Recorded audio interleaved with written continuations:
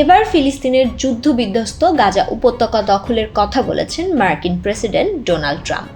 মঙ্গলবার নেতানিয়াহুর সঙ্গে এক যৌথ সংবাদ সম্মেলনে এমন কথা বলেন তিনি। বার্তা সংস্থা রয়টার্স বলছে, গাজা উপত্যকা দখলের কথা বলে ট্রাম্প ফিলিস্তিনিদের অন্যত্র পুনর্বাসন করে সেখানে অর্থনৈতিক উন্নয়ন করবে বলে জানিয়েছেন।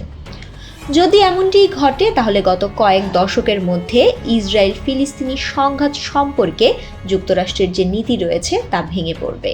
কেউ না বুঝলেও আমরা আপনার প্রয়োজন বুঝি, আর তাই তো অত্যাধুনিক ফিচার সম্বলিত বিভিন্ন সাইজ আর কালারের 250-টিরও বেশি ডিজাইন অপশন নিয়ে ওয়ালটন স্মার্ট ফ্রিজ বোঝে আপনার প্রয়োজন। তবে ট্রাম্পের এই আকস্মিক পরিকল্পনার পেছনে স্পষ্ট কোনো কারণ রয়েছে কিনা তা প্রকাশ করেননি তিনি। মঙ্গলবার ইসরায়েলের প্রধানমন্ত্রী বেনিয়ামিন নেতানিয়াহুর সঙ্গে এক বৈঠকের পর তার সঙ্গে যৌথ সংবাদ সম্মেলনে যোগ দেন তিনি। এদিন গাজার প্রতিবেশী দেশগুলো ফিলিস্তিনিদের পুনর্বাসনের প্রস্তাবের পরই এমন কথা জানালেন ট্রাম্প।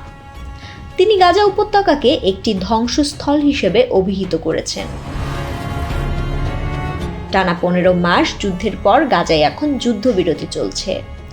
সাংবাদিকদের সঙ্গে আলাপকালে ট্রাম্প বলেন, আমেরিকা গাজা উপত্যকা দখল করবে এবং সেখানে আমরা কিছু কাজ করব।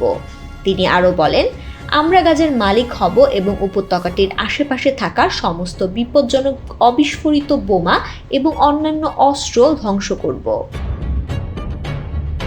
গাজায় কারা বসবাস করবে জানতে চাইলে ট্রাম্প বলেন, সারা বিশ্বের মানুষের আবাসস্থল হতে পারে গাজা। উপকূলীয় অঞ্চলের নিয়ন্ত্রণ নিয়ে দীর্ঘ সহিংসতার ইতিহাসের পরেও গাজায় 20 লাখের বেশি মানুষ বসবাস করছেন।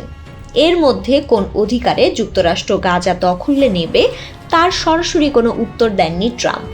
তার প্রথম মেয়াদে গাজায় মার্কিন সৈন্য মোতায়েনের বিষয়টি এড়িয়ে গিয়েছিলেন তিনি।